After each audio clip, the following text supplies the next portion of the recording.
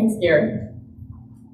So I went on a little study leave vacation, a transcendentalist road trip with my daughter this week. We flew into Boston, we drove to Concord, and then we went to the Berkshires and then on to Amherst, learned as Amherst, to visit the Emily Dickinson house. So what I saw and learned during that time with my daughter, I hope you're going to find in sermons moving forward. But I wanted Daryl to help me show you a few pictures. My pictures. So what's that? Walden Pond. So Walden Pond, I don't know if you've been reading about the controversy. There's actually a subdivision that's not super, super close, but close enough to be creating a whole bunch of noise. Also, when I was there, there was leaf and dust blowing going on all over. So, yeah, it must have been it would have been annoying to him, but it was annoying to me. So next. I had not been there before. Whenever I've gone to Concord, I go straight to the Louisa May Alcott house and stay there. So this is my first time. This was, guess what that was? Yeah. That was Walden's, that was Thoreau's cabin.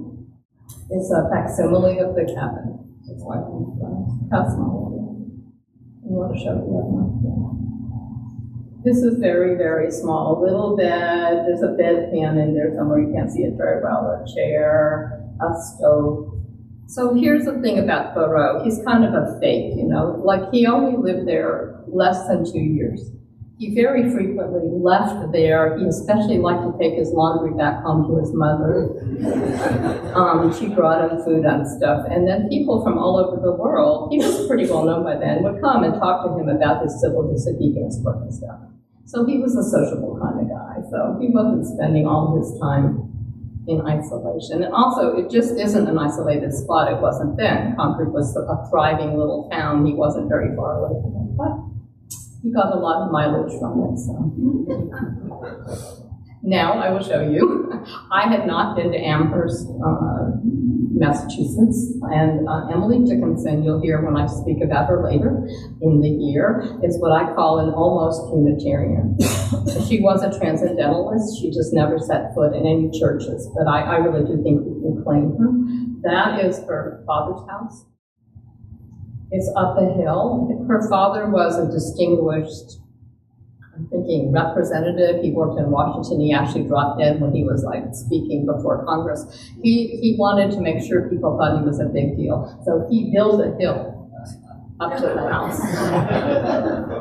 And another thing I didn't know is that he actually was involved in the beginnings of Amherst College and donated so much money that he went bankrupt and they had to leave the house for a little while and come back. Also, Emily, went to a school. She went to Mount Holyoke, and her sister-in-law was right up the street, and they were just inseparable friends. So he wasn't a complete hermit. She wasn't a complete hermit. They were very involved in other people. They were very interdependent with other people. So, and I'll show you her bedroom.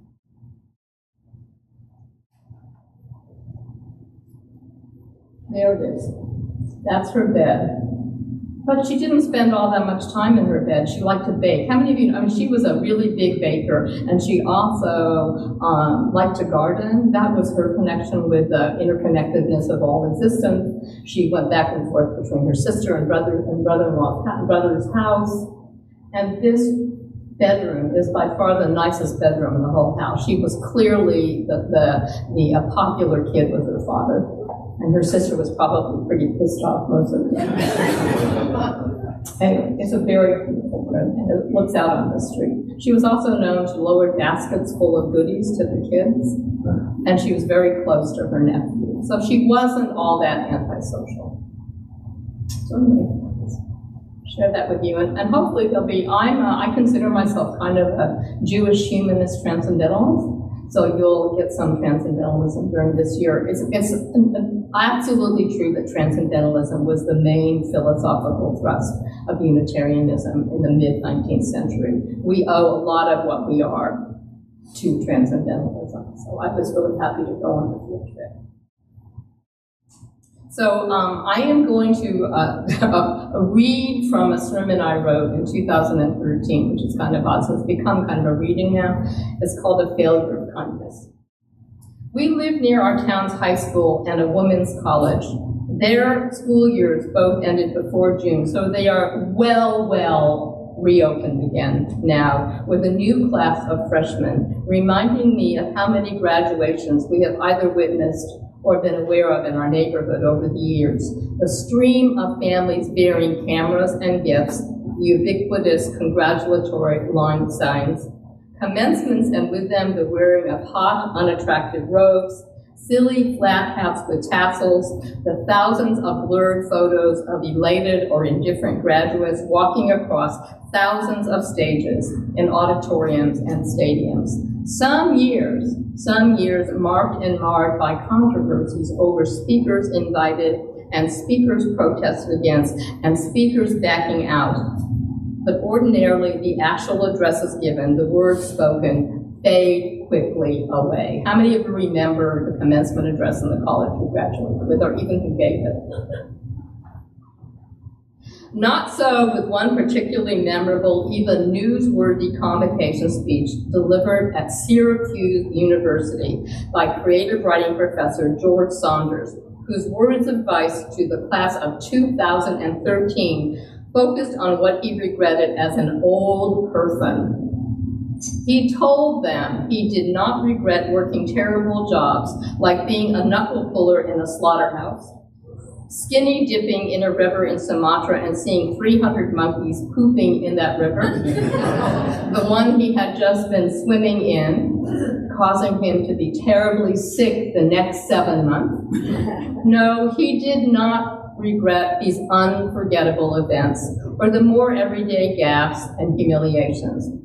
But he did remember and very deeply regrets one incident from his mid-childhood. He is residually truly sorry that he had not been kinder to a new girl in school in the 7th grade with decidedly untrendy blue eyeglass frames who had been teasome and was friendless. He had not been unkind to her, he recalls. In fact, he sometimes, in his words, mildly defended her. But he regrets not being warmer to her, not being kinder to her. He regrets his failures of kindness, his lack of empathy, his disconnectedness from other people. So his advice to the sea of young faces in front of him, who presented themselves to him excited and anxious and hopeful, already despairing perhaps of direction and intention in their life, was to be aware of what he called a sickness in all of us, a separateness in all of us, a selfishness in all of us, and to start right then to speed along the process of becoming kinder and more loving, to be compassionate, to practice loving kindness. This speech, funny and wise and extraordinarily well-crafted, went viral and was soon published as a small book, the kind included in the displays of other good books that we give graduates as presents, where they are in the bookstore, like, How to Live Your Life Better. But this commercialization didn't take away from its shining wisdom. This speech and the chord it struck in newly minted graduates and then a whole lot of others brought up from me again my own relationship to and work on compassion, starting with my own failures of kindness, my own selfishness, my own disconnectedness, and then the unkindness, the lack of compassion I show myself, and we all show ourselves. Here is the reading. So the title of my homily is At the Center of All Things. So what does that bring up for you? What is at the center of all things? You can just popcorn it out. What is at the center of all things?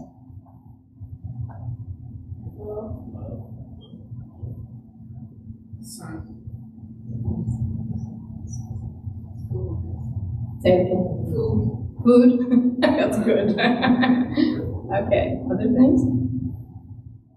Well, I know I'm supposed to say love, and I'll get to that, but today it's not love. Okay. is not low.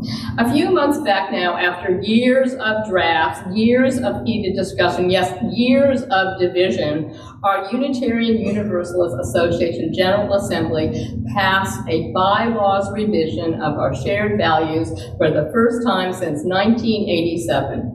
It took nearly 4 years following the convening of a study commission in the fall of 2020.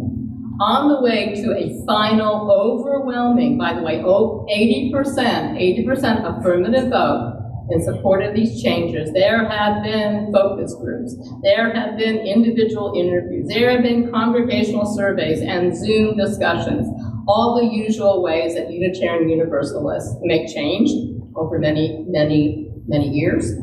There, in Article 2, Section C 2.2 is the new language declaring that we covenant congregation to congregation to support and assist each other, drawing upon our heritages of freedom and hope and courage, building on the foundation of love. And if you could put up our very familiar to some of us now, values flower with what? Love at the Love, we are told, is the principal guide in all of our work. Love in action as the path forward.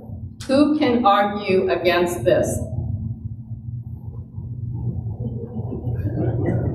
Well, for one, environmentalist Tequila Shangapula, director of the Loka Initiative Center for Healthy Minds and Healthy Minds Innovations, in 2009, Tequila founded and led WWF Sacred Earth, a 5-year pilot program that built ecological partnerships with faith leaders and religious institutions in the Amazon, in East Africa, in the Himalayas, in the Mekong Delta, and the United States. For this pioneering work, she received the prestigious Yale McCluskey Award in 2014. Undergirding all of her work in designing and implementing conservation and climate strategies and creating communities to which we all can belong. Her main mission in life, building communities to which we all can belong. At the center of all things, she insists, is interdependence. On the surface, we are told we appear to be separate and independent. Yet under the surface, we are all linked together. Interdependence defined as mutual reliance or support, emotional, practical, or spiritual, or all three. An article in Psychology Today on interdependence, the key to healthy relationships, emphasized the virtues of interdependence and the pitfalls of excessive independence, laying out the key characteristics of independence. So the first is mutual support, leaning on each other for emotional, practical, and spiritual nourishment. 2, shared decision-making, collaborative problem-solving, reflecting mutual respect. 3, emotional intimacy, vulnerability, which deepens emotional connections between individuals. And finally, healthy boundaries, respectful interactions, and empathy, which strengthen relationships. Interdependence, we are told, represents the delicate dance of mutual reliance and support within relationships, acknowledging the inherent interconnectedness of individuals and the strength found in collaboration. Tequila points to the interdependence example provided by what she describes as the greatest strategic designer and community builder alive, nature itself. She notes that it turns out that Darwin's theory of evolution was incomplete. Evolutionary biologists have concluded that the individual survival of the fittest is but one stage of the larger evolutionary cycle, and that without intra- and interspecies cooperation built into the process, a purely selfish and competitive species is likely not to thrive, but to die out. Resilience is the byproduct of building community, she writes, around the precept of interdependence, and it is both a demonstrable scientific fact and a spiritual truth and awakening. The power of embracing interdependence in the work we do as a collective, she believes, is that we, as a result of being interdependent, we automatically lean into inclusivity. We automatically lean into compassion. We automatically lean out of interdependence into what we call natural sympathy, and we lean into an ethics of care. Interdependence, as you can see from what you use now call our values flower, while not at the center, is one of the petals. Indeed, at the very top of the circle of values surrounding the key spiritual discipline of love. So how many of you believe that it's no accident that interdependence is right on top? Or was it just a coincidence? I don't think it's a coincidence. We honor the interdependent web of all existence. That is echoing language from our previous 7 principles. It's the 7th principle. That is exact language. That is the only one of these values petals that exactly replicates our previous principle. We covenant to cherish the earth and all beings by creating and nurturing relationships of care and respect. With humility and reverence, we acknowledge our place in the great web of life, and we work to repair harm and damaged relationships. In one UU congregation's introduction to a shared values lesson plan for grades 2 to 5, interdependence, they are told, means everything is connected. That's what we say to our kids. That's the definition of interdependence. We are all connected. What you do affects me and others, our children are told, and they are told that we need to make choices based on this understanding. How much more simple is the language we use with children when we explain things to them? So that's what we tell them. Parenthetically, our current values petals no longer, unless I'm missing something, include any language around the long-held Unitarian emphasis on self-reliance and the right of individual conscience and the independence of belief and action. Do you see that anywhere up there? We have lost that whole thing, which was a gift to us from the Transcendentalists, and really important to Unitarian Universalism, that we don't have to go along with a community, that we have a right to our own individual conscience, that we are self-reliant. The stuff I want to tell you, a further pulpit conversation. Why was that left out?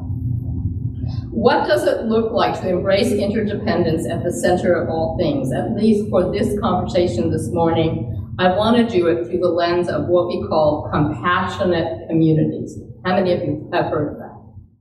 Good. Karen Armstrong, a former Catholic nun and writer of numerous books about religious affairs, tells us that the principle of compassion, which lies at the heart of all ethical and spiritual traditions, flows directly from interdependence, from connectedness, calls us to treat all others as we want to be treated ourselves. So it's the golden rule. As Native American, indigenous people express it, we live in harmony, for we are all related. When she was awarded the TED Prize in 2007 from the organization that supports ideas worth spreading, she decided to use her prize money she was given to help create, launch, and propagate a charter for compassion. How many of you are familiar with that? The Charter for Compassion. Written by leaders from a variety of major faiths who would, if successful, counter the voices of extremism and intolerance and hatred. Elements of this charter call upon all of us to encourage a positive appreciation of cultural and religious diversity and an informed empathy for the suffering of all human beings, even those we regard as enemies. Its stated mission, the stated mission of the Charter of Compassion, is to promote and cultivate the principle of compassion and a compassionate way of life, so it characterizes all human society and all relationships. As Karen Armstrong declares, to make compassion, which again rises from our interdependence, a clear, luminous, and dynamic force in a very polarized world. I'm going to say that again. How many of you absolutely concur that this is where we are at this moment? A clear, luminous, and dynamic force in a polarized world. Since its inception, at the heart of the Charter for Compassion's work is its campaign for compassionate communities. In the beginning, it was focused on building a network of cities that would call themselves compassionate cities. But it soon became evident that communities much larger than cities, communities much smaller than cities, wanted to join the movement to embrace compassion as a core value. The Charter has grown to encompass nearly 50 countries and cities, towns and hamlets and villages and neighborhoods. Over 440 cities and communities have signed up to develop and promote compassionate initiatives, which doesn't subscribe to just a single definition of what it means to be a compassionate community, believing that sustainable change emerges different from each community that becomes a compassionate community. Varied communities are invited to bring compassion to life in practical, specific ways, using processes designed and carried out by diverse and inclusive coalitions of people. Is a compassionate city, a compassionate community of any size or makeup, a city that cares about all of its residents in all aspects of their lives? Does that make a compassionate community? A place that looks to the future and the care of the environment, does that make a compassionate city? One that values arts, is that a compassionate community? Sees healthcare as a necessity? Values people of all ages and nationalities and religious affiliations? Is that what makes a compassionate community?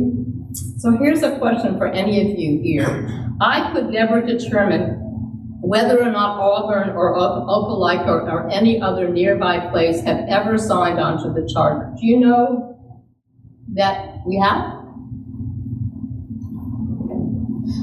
I couldn't find that out, which was kind of astonishing to me. But I, at one time, was the co-chair of the compassionate community in my small town of Decatur, Georgia. In the early years, when there was at least a bit of a push, even a rush to do so, passed by our city commission with the vaguest buy-in, with little or no concrete vision or commitment to follow through attached to the designation. So it's only been intermittently effective. The city commission passed being part of the Charter of Compassion, like they passed being a tree city or a city that's cool for kids, they kind of passed it. And as far as I can see, not much happened.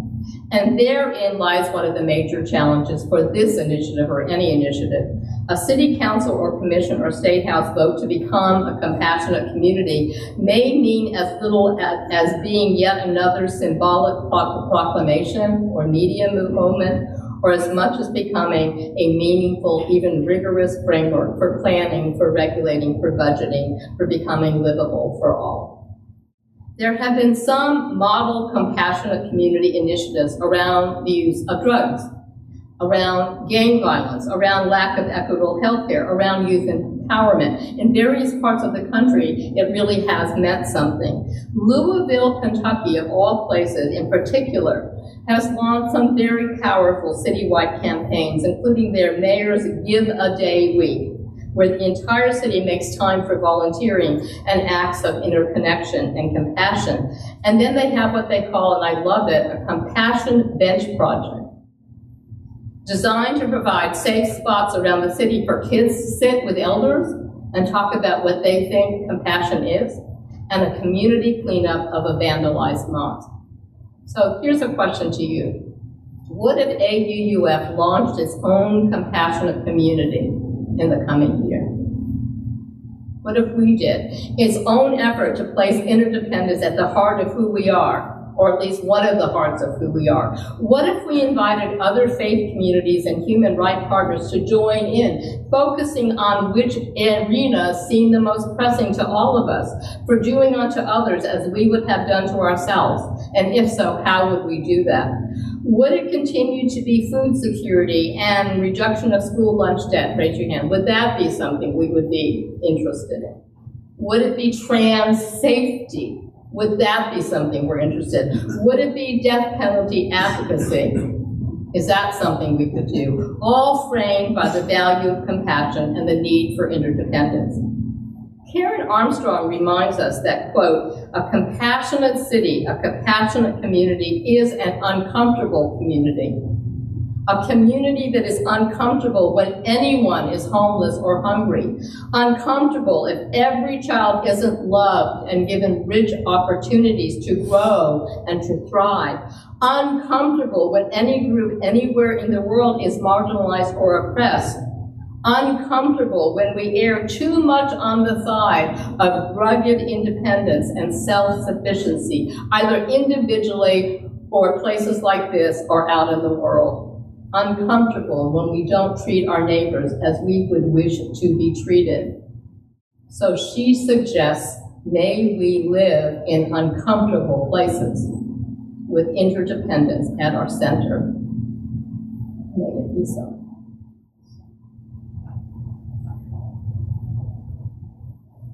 So I've left some time for there to be some conversation. I don't really know how we usually do that, where we pass